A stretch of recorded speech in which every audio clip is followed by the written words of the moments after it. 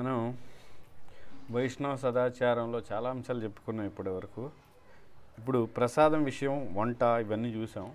ప్రసాదం వడ్డించడం, నిజానికి చెప్పాలంటే ప్రసాదమే చాలా పెద్ద విషయం కృష్ణ చైతన్యంలో. ఎందుకు అంటే అసలు ప్రసాదం అంటే అర్థం చెప్పుకోలేదు. ప్రసాదం అంటే మొట్టమొదటిగా మనకి అర్థం కావాల్సింది అంటే అన్నం, కూర, పప్పులు కాదు, కృష్ణుడి యొక్క కృప మన మనసులోకి రావాల్సింది. కృష్ణుడి యొక్క కృప ప్రసాదం అంటే. అది ఎలా వస్తుంది? మిగతా రూపాల్లో మనం కృష్ణుడి యొక్క కృపని నేరుగా అర్థం చేసుకోలేము. ఉదాహరణకి ఏకాదశి ఉపవాసంలో కృష్ణుడి కృప ఉంది, మనం తినకుండా ఉంటాం, కానీ ఇది కష్టం కాబట్టి కృప మనకు కనపడదు. కానీ ఇక్కడ అన్నం, కూర, పప్పులో మనకు లోపల కడుపు లోపల ఆకలి ఉంటుంది, దానికి తగ్గట్టుగా ఇక్కడ ఎదురుగా పదార్థాలు ఉన్నాయి కాబట్టి త్వరగా తీసుకోవచ్చు, ఆనందంగా తీసుకోవచ్చు, ఉత్సాహంగా ఉల్లాసంగా. కానీ ఉత్సాహంగా ఉల్లాసంగా ఏకాదశి కేవలం పళ్ళు మాత్రమే తినాలి లేదా పాలు పళ్ళే తినాలి అంటే కష్టంగా ఉంటుంది. కాబట్టి ఇక్కడ ఏంటంటే ప్రసాదం అంటే కృష్ణుడి కృప. అయితే దీనికి ప్రసాదం మనకి ఏదైతే ఉందో ఇక్కడ అన్నం, కూర, పప్పు రూపంలో నైవేద్యం చేస్తాం, నివేదిస్తాం, ప్రసాదంగా స్వీకరిస్తాం, వడ్డించడం వరకు చెప్పుకున్నాం. కానీ ముఖ్యమైనది ప్రసాదం ఎప్పుడు వస్తుందని భగవద్గీతలో కృష్ణుడు చెప్తున్నాడు మనకి. ప్రసాదం అది గచ్చతి అంటే 2వ అధ్యాయంలో మనకి కృష్ణుడు చెప్తున్నాడు ఏంటంటే, ఎవరైతే ఇంద్రియ నిగ్రహం చేసి నన్ను ఆరాధిస్తూ ఉంటారో వాళ్ళకి నా యొక్క కృప నేను ఇస్తాను అని చెప్తున్నాడు కృష్ణుడు అక్కడ. ప్రసాదం అది గచ్చతి, ఇది 2వ అధ్యాయంలో ఉంది. కాబట్టి అది చాలా ముఖ్యమైన ప్రసాదం కూడా. అయితే ఇక్కడ తినేది కాదంటే ఇది కూడా అవసరమే. ఎందుకంటే ఇది మన శరీరానికి, మనసుకి పోషణ ఇచ్చేది. ఇది ఆత్మకి ఇంద్రియ నిగ్రహం అవసరం. కాబట్టి అన్నీ అవసరమే. ఇప్పటివరకు మనం వడ్డించడం ఇవన్నీ చెప్పుకున్నాం. ఇప్పుడు ప్రసాదం స్వీకరించడం, వంట చేసాం, వంట ఎలా చేయాలో చెప్పుకున్నాం, తర్వాత వడ్డించడం ఎలాగో చెప్పుకున్నాం. ఇప్పుడు దాన్ని స్వీకరించేది, ఏదైతే వడ్డించిన వరుస క్రమంలోనే మనం స్వీకరించాలి. ఏదైతే చేదు ఈ పదార్థాలు ఇవన్నీ చెప్పుకున్నాం కదా, తర్వాత కారం, చివరిగా తీపి. మరి స్వీకరించడానికి ఎలాగ మనం సిద్ధం అవ్వాలి అది ఇక్కడ. స్వీకరించడానికి వెళ్ళినప్పుడు మొట్టమొదటిసారి ముఖ్యంగా ఆవేశంగా చెమటలతో అలా ఉండకూడదు, ప్రశాంతంగా ఉండాలి. చిరాకుగా ఉండకూడదు, ప్రశాంతంగా కాళ్ళు చేతులు కడుక్కొని, లేదా మనం అప్పటికే ప్రశాంతంగా కూర్చొని జపం ఇట్లా చేసుకుంటే నేరుగా ప్రసాదానికి వెళ్ళొచ్చు. కానీ బయట తిరిగి వస్తే మాత్రం కాళ్ళు చేతులు లేదా వీలైతే స్నానం చేసి ప్రశాంతంగా ఉండాలి. ఇక పురుషులైతే సికని ఖచ్చితంగా ముడేసుకోవాలి ప్రసాదానికి. ఇంకా ఒకటి ఏంటంటే మన ఒంటిపైన ఏదో ఒక బట్టలు ఉండాలి, అంటే కుర్తానో లేదా ఉత్తరీయమో ఏదో ఒకటి. తలపైన ఏమి ఉండకూడదు.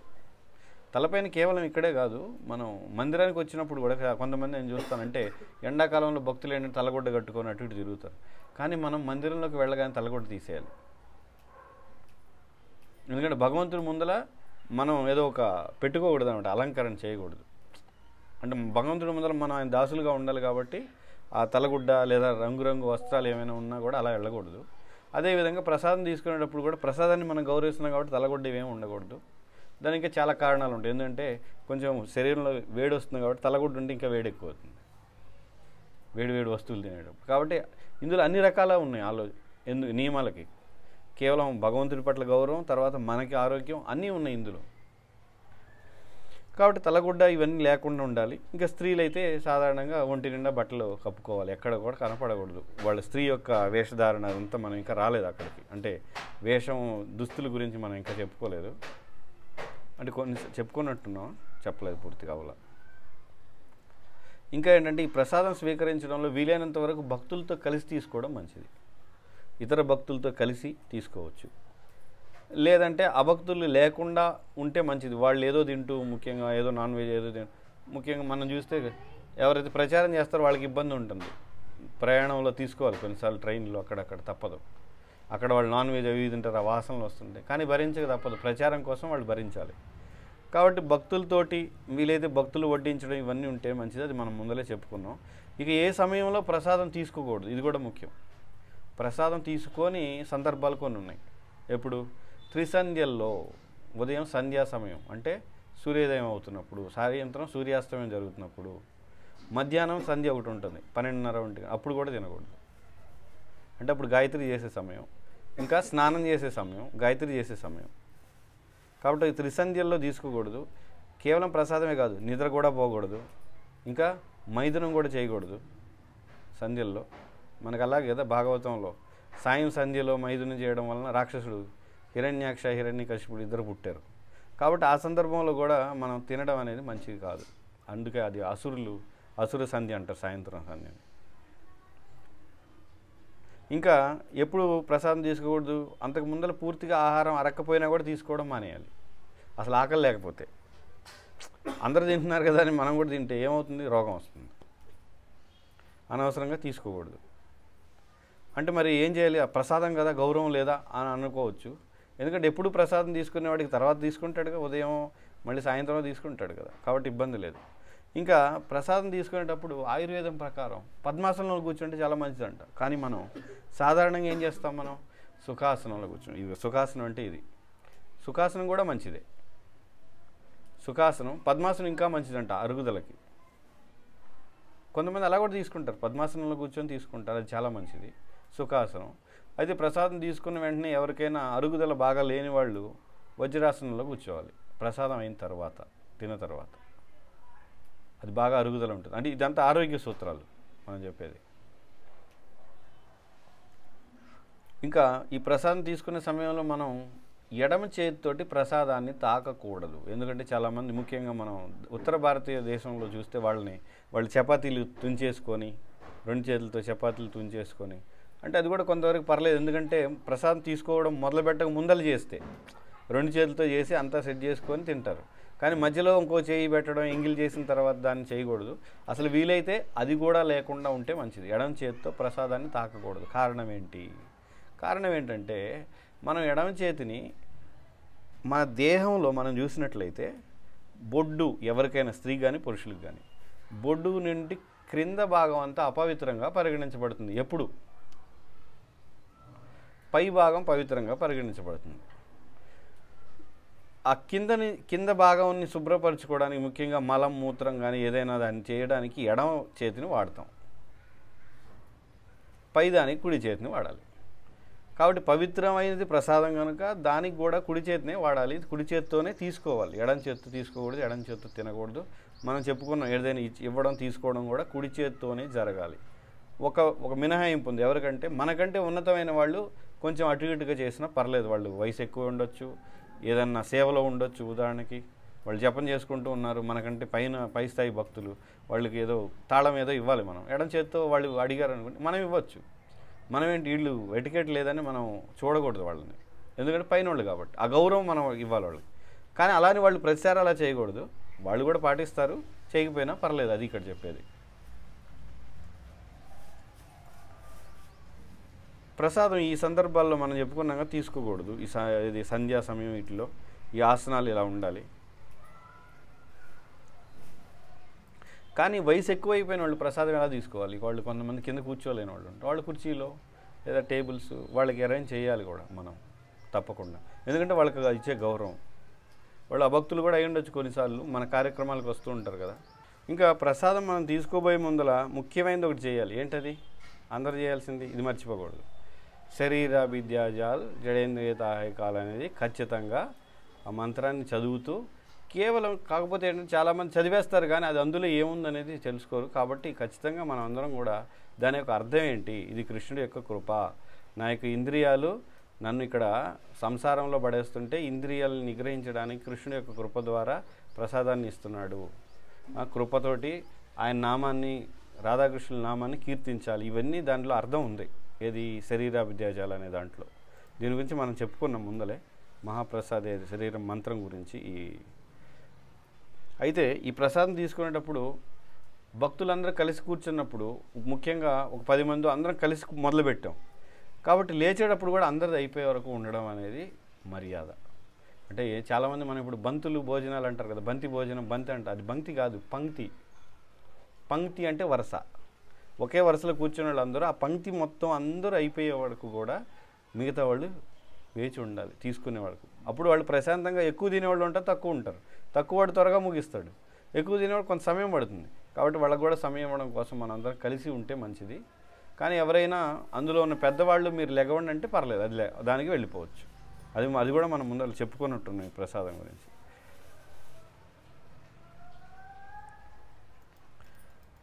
ఇక ప్రసాదం తినేటప్పుడు తాగేటప్పుడు తాగడం ఎలాగా, కాకపోతే ప్రసాదం తీసుకునేటప్పుడు ఎక్కువ నీళ్లు తాగడం ఆయుర్వేదం ప్రకారం మంచిది కాదు. ప్రసాదం తీసుకున్న వెంటనే చాలామందికి ఏంటంటే భోజనం ఇప్పుడు అంటే కృష్ణ చైతన్యంలోకి రాకముందు అందరికీ చాలామందికి అలవాటు ఏంటంటే తిన్న వెంటనే ఫుల్గా నింపేయడం నీళ్లతోటి. చాలామందికి అలవాటు ఉంటుంది, అది చాలా అనారోగ్యకరమైన అలవాటు, చాలా దారుణం అనమాట. అలా చేస్తే ఏమవుతుందంటే ఆహారం కుళ్ళిపోతుంది, లోపలికి వెళ్ళి అరగడానికి బదులు కుళ్ళిపోతుంది. కుళ్ళిపోయినప్పుడు సరిగ్గా బయటికి రాదు, వాసన వస్తుంది, రకరకాల దారుణంగా జరుగుతుంది. అందుకని తిన్న వెంటనే నీటిని నింపడం అనేది చాలా చాలా దారుణం అనమాట. కడుపుకు మంచిది కాదు, చాలా ప్రమాదాలకు దారితీస్తుంది. అది గ్యాస్ట్రిక్ ఫామ్ అవుతుంది, తర్వాత అరగదు, కుళ్ళిపోతుంది, చాలా ఇబ్బందులు వస్తాయి.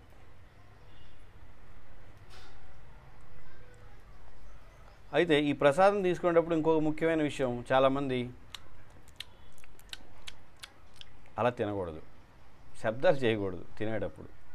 అంటే ప్రశాంతంగా మెల్లగా, అంటే హడావుడి కూడా ఉండకూడదు, శబ్దాలు చేస్తూ తినకూడదు ప్రసాదాన్ని.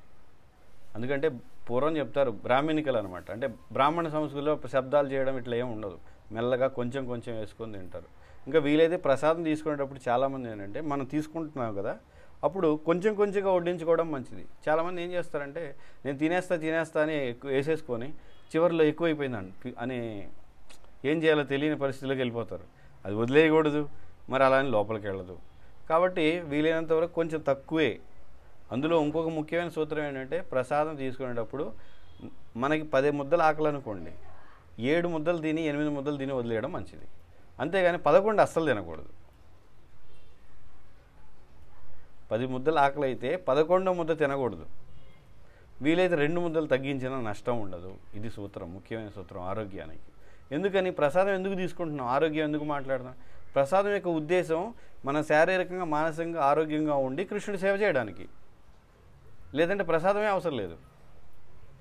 ముఖ్యంగా మనం ఇప్పుడు తీసుకునే ఆహారం సంబంధించిన ప్రసాదం కాబట్టి అలాగే తీసుకోవాలి. కానీ మనం అలా కాకుండా, ఆ ఉద్దేశంతో కాకుండా ఇది గులాబ్ జాము, ఇది రసగుల్లా, లేదా ఇది పన్నీరు అనే ఉద్దేశం తీసుకుంటే చాలామందికి తెలియని విషయం ఏంటంటే ఆ ప్రసాదం కాస్త ఆహారం అయిపోతుంది, భోజనం అయిపోతుంది. చాలా వరకు మనం ఇలాగే చేస్తుంటాం. ప్రసాదాన్ని కూడా ఇది పన్నీరు, ఇది చపాతీ అని ఇట్లా తీసుకుంటాం కాబట్టి అది భోజనం అయిపోతుంది. కాబట్టి అది భోజనం లాగానే పనిచేస్తుంది, మనకి శరీరానికి దీనికి శక్తిని వస్తుంది. కానీ కృష్ణ చైతన్యంలో పురోగతి రాదు. కాబట్టి మనం తీసుకునేటప్పుడు చైతన్యం కూడా ముఖ్యం. మనం మొదట్లోనే చెప్పుకున్నాం ఏంటి, వడ్డించేటప్పుడు వాళ్ళకి ప్రసాద భావంతో వడ్డించాలి, తీసుకున్నట్టు తీసుకోవాలి, తర్వాత వండేవాడు కూడా కృష్ణుడి కోసం. ఈ విధంగా ఈ మొత్తం ప్రక్రియలో కృష్ణ చైతన్యం ప్రధానంగా ఉండాలి. కాబట్టి కుడి చేతితోటి మనం నీరు తాగేటప్పుడు ఏంటి పరిస్థితి, నీరు ఎప్పుడు కూడా అంటే చరణామృతం ఇలాంటివి అయితే నిలబడేని తీసుకోవచ్చు. కానీ ఎక్కువ నీళ్ళని మనం తాగుతున్నప్పుడు అది శరీరంలో అనేక ప్రదేశాలపైన ప్రభావితం చూపిస్తుంది. ముఖ్యంగా మోకాళ్ళ నొప్పులు ఇలాంటివన్నీ వస్తాయి నిలబడి తాగితే. నిలబడి నీటిని త్రాగకూడదు. కాబట్టి కూర్చొని తాగాలి, కుర్చీలో అయినా పర్లేదు, లేదా ప్రసాదం తీసుకునేటప్పుడు మధ్య మధ్యలో కొద్దిగా నీళ్ళని తీసుకోవడం అనేది తప్పు లేదు. ముఖ్యంగా ఏదైనా పొడి పదార్థాలు ఉంటాయి కదా ప్రసాదంలో, అవి తీసుకునేటప్పుడు ఖచ్చితంగా మనం నీటిని తీసుకోవాల్సి ఉంటుంది, తప్పు లేదు, తగు మోతాదులు. అంతేగాని ఎక్కువ నీళ్లు తాగేయడం మంచిది కాదు. ఇక ఎడం చేత్తో కూడా మనం ఎడం చేత్తో ఏం చేయొచ్చు, కుడి చేత్తో ప్రసాదం తీసుకుంటాం, లేదా కుడి చేత్తోనే ఒకవేళ గ్లాస్ ఉంటే దాన్ని ఎంగిల్ చేస్తూ నోటిని కరిపించుకొని తాగుతూ ఉండొచ్చు. లేదంటే ఎడం చేత్తోటి పైకి ఎత్తి నీళ్ళని నోట్లో పోసుకోవడం అనేది మంచిదే, అదేం తప్పేం కాదు.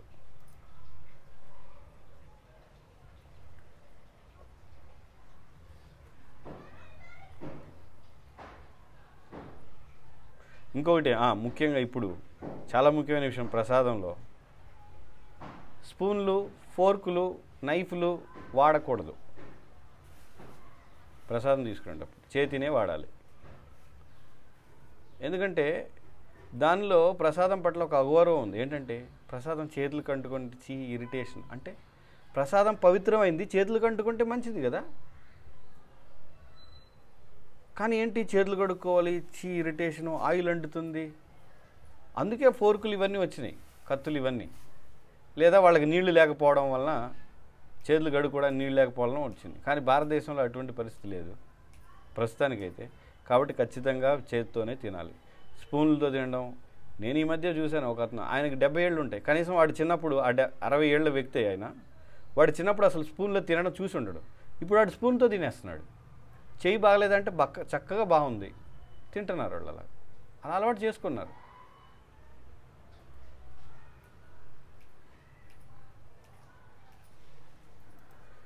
కాబట్టి ఇది కూడా మానుకోవాలి. ఇంకా ప్రసాదం విషయంలో ముఖ్యమైనది, ఇంకా చాలా చాలా ముఖ్యమైనది ఏంటంటే, మనం ఇక్కడ ఆంధ్రప్రదేశ్లో ఉన్న ఇక్కడ పరిస్థితి ఇది ఏంటి అంటే, అన్నం కూర అన్నీ వస్తున్నాయి. కావాలని పిజ్జాలు, కావాలని బర్గర్లు, కావాలని ప్లమ్ కేకులు, బర్త్డే సెలబ్రేషన్ చేసే కేకులు, ఇవన్నీ బర్త్డే అనే సెలబ్రేషనే లేదు వైష్ణవ సదాచారంలో. ఎవరి బర్త్డేలు వాళ్ళు చేయకూడదు, సెలబ్రేషన్ లేదు. కాబట్టి అలాంటివి ఏవి కూడా తయారు చేయకూడదు, కృష్ణుడికి అర్పించకూడదు. మరి మనం ఏం చేయాలి? ఇడ్లీ దోశ ఇవి మనకి అనాదిగా వస్తుంది, మన ఇక్కడ సహజంగా తినే ఆహారం. ఇడ్లీ దోశ వడ లేదా పూరి చపాతి ఇట్లాంటివి, అన్నం కూర, అన్నానికి సంబంధించిన రకరకాల అంటే వెజిటేబుల్ రైస్, ఇవన్నీ అన్నంతో వండేవి, ఇవి పర్లేదు. కానీ కావాలని పాశ్చాత్యులు ఏదో వండే బర్గర్లు పిజ్జాలు కావాలని చేయడం, కానీ వచ్చిన ఎవరైనా భక్తుడు కోరితే తప్పలేదు. ఎందుకంటే ఆ భక్తుడి ఆనందం కోసం మనం చేసి కృష్ణుడికి నివేదించి పెట్టవచ్చు. కానీ మనం మాత్రం కావాలని చేసుకొని తినకూడదు. ఉదాహరణకి పాశ్చాత్య దేశం వాళ్ళు ఉంటారు, వాళ్ళకి అలవాటు, వాళ్ళు అక్కడుండి అమెరికాలో ఉండి పెడితే తప్పులేదు, మంచిదే, కృష్ణుడు స్వీకరిస్తాడు. వాడు రోజు పాపం తినేది అదే పెడుతున్నాడు కృష్ణుడికి. కానీ మనం ఇక్కడుండి వెరైటీ కోసం అవన్నీ చేసి పెట్టకూడదు. ఇక ఈ ప్రసాదాన్ని ఎంతవరకు తీసుకోవాలి అది మనమే చెప్పుకున్నాం. అంటే 10 అయితే 7-8 ముద్దలే తీసుకోవడం మంచిది. మహా అంటే 10 ముద్దల వరకు, అంటే 11వ ముద్ద తీసుకోవడం అనేది మంచిది కాదు. ఎందుకని? అతి సర్వత్ర వర్జయేత్ అని ఒక సామెత ఉంది తెలుగులో, అది సంస్కృతం సామెత అనుకోండి. అతి మంచిది కాదు ఒక్క విషయంలో, భక్తిలో తప్ప మిగతా ఏది అతి మంచిది కాదు.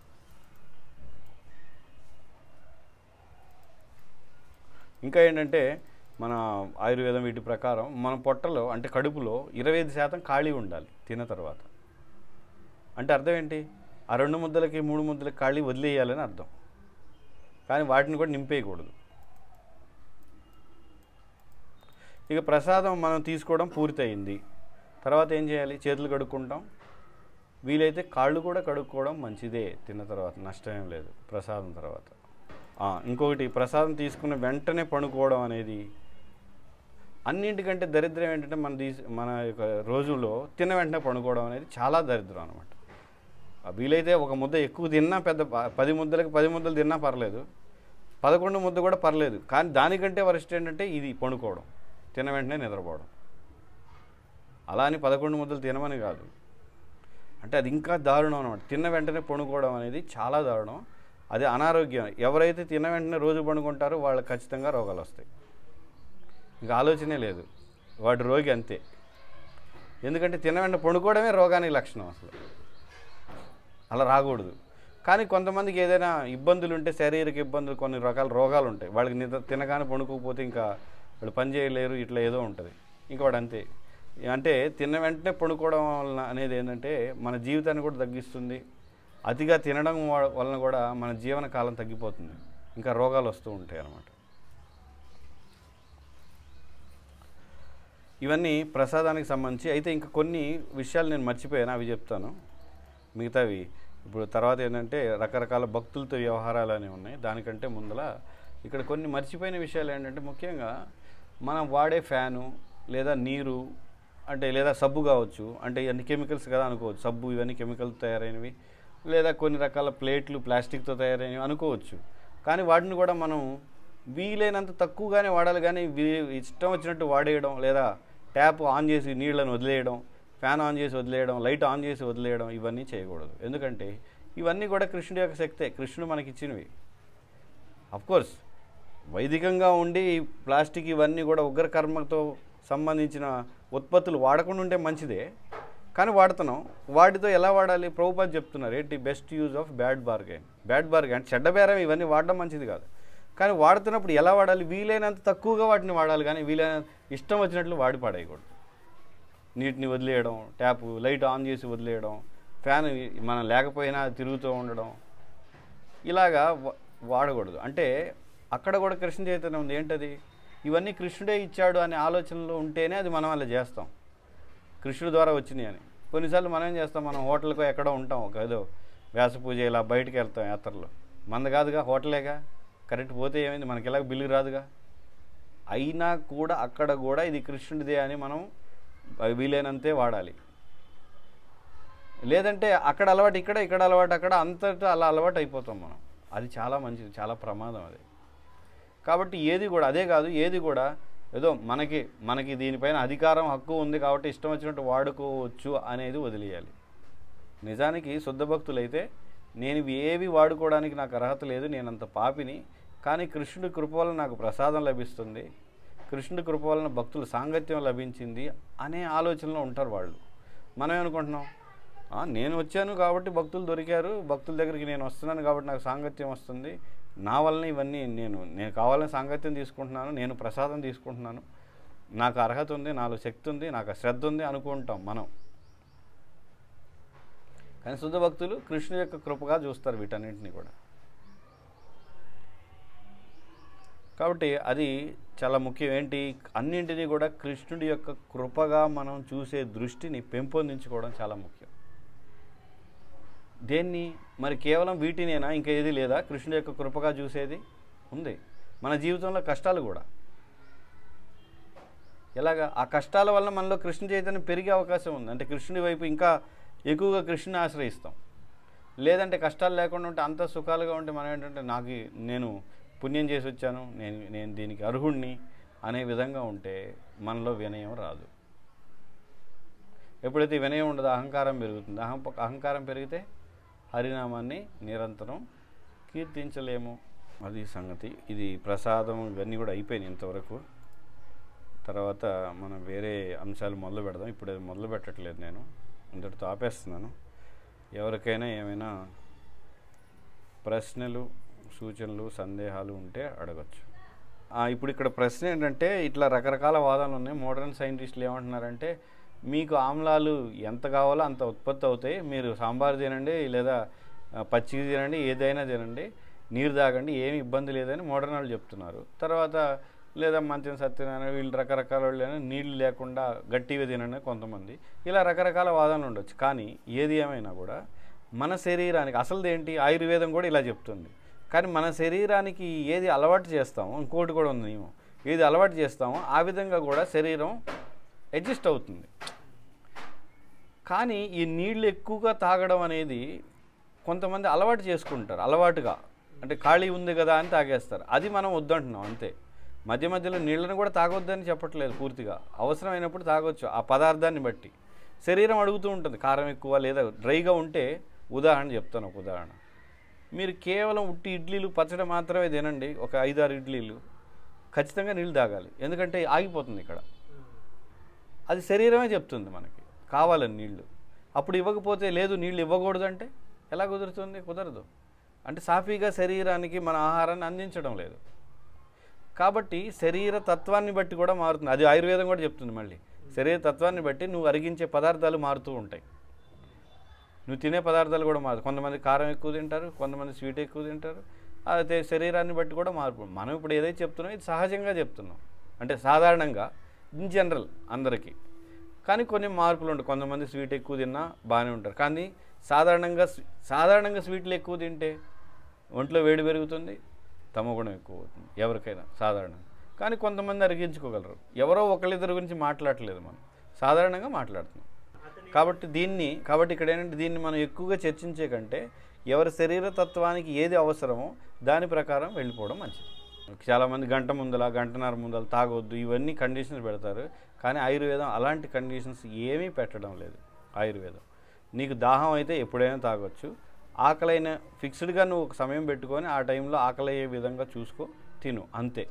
కానీ తిన్న తర్వాత వెంటనే మళ్ళీ తాగొద్దు, 48 నిమిషాల వరకు తాగకుండా ఉంటే మంచిది ఆయుర్వేదం చెప్తుంది. కానీ నువ్వు తిన్న ఆహార పదార్థం వలన ఎక్కువ, ఉదాహరణకి చపాతీలు ఎక్కువ తిన్నావు, అరగ్లాసే నీళ్ళు తాగావు, దానివల్ల ఏమవుతుంది? అరగంటలోనే నీకు దాహం ఎక్కువైపోతుంది, అప్పుడు తాగొచ్చు.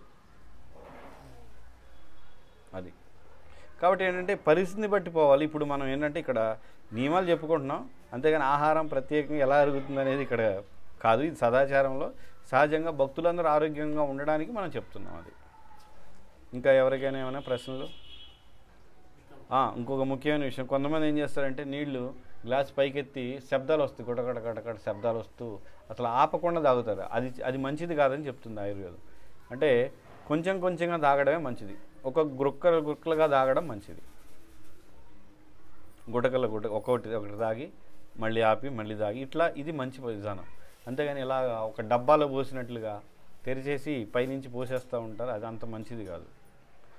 కానీ వాళ్ళకి కొంతమంది అంటారు వాళ్ళకి అలవాటు అయిపోయి ఉంటుంది, ఇంకా అలవాటు చేసుకుంటే మనం చేసేది ఏం లేదు. ఇక్కడ ప్రశ్న ఏంటంటే మరి భగవంతుడు భోగా పెడుతున్నాము, భగవంతుడు భోగిస్తాడు, కానీ మనకి ప్రసాదం వచ్చినప్పుడు నేను కూడా తిని ఆనందిస్తున్నాను కదా, ఒక భోగం నాకు అనిపిస్తుంది కదా, ఆనందాన్ని నేను పొందుతున్నాను కదా, దీన్ని మరి నేను ఇలా అనుకోవాలా లేదా కేవలం ప్రసాదంగానే భావించాలా, అలా అనుకొని తినాలా అనేది ఇక్కడ ప్రశ్న. సో ఈ ప్రశ్న నాకు అర్థమైపోయింది. ఇక్కడ ఏంటంటే తీసుకుంటున్న భక్తుడికి ఒక సంతృప్తి, ఒక ఆనందం ఇవన్నీ వస్తాయి, అది తప్పేం కాదు. కానీ మన భావన మాత్రం ఇది ప్రసాదం, కృష్ణుడి యొక్క కృప వలన నేను ఈ ఆనందాన్ని ఈ సంతృప్తిని పొందుతున్నాను కృష్ణుడి కృప వలన, ఆ విధంగా ఉండొచ్చు. అంటే కృష్ణుని ఎప్పుడు మర్చిపోకుండా ఉండాలి. అంటే కృష్ణుడు కృప ఇచ్చాడు, నేను కాబట్టి సంతృప్తి, నా ఆకలిని తీర్చుకుంటున్నాను, నాకు మంచి ఆరోగ్యకరమైన ఆహారం అంటే కృష్ణ ప్రసాదం రూపంలో లభించింది కాబట్టి ఈ శరీరాన్ని పుష్టిగా ఉంచడానికి లభించింది కాబట్టి నేను చాలా ధన్యుణ్ణయ్యాను అనే భావన పెంపొందించుకోవాలి. మొదట్లో ఉండదు. మొదట్లో మనకేంటి పన్నీర్ కూర చాలా బాగుంది, సూపర్గా ఉంది, లేదా నాకు పూరీలు తక్కువైనాయి, ఇట్లా ఈ ఆలోచన కంటే ప్రసాదం తీసుకొని కృష్ణుడు యొక్క కృపగా భావిస్తూ ఉండాలి. మొదట్లో అనుకోవాల్సిందే, తప్పదు. మొదట్లో అసహజంగా అంటే అనుకరణే జరుగుతుంది, అనుసరణ జరగదు. అనుకరించాల్సింది అంటే ఇది కృప అని అనుకోవాల్సిందే. అలా కొన్ని రోజులు పోయినాక నిజంగా ఆ భావన మనలో కలుగుతుంది, ప్రసాదం వచ్చింది కదా అనే భావన, అంతే. శ్రీ చైతన్య మహాప్రభుకి జై, శ్రీల ప్రభుపాదకి జై.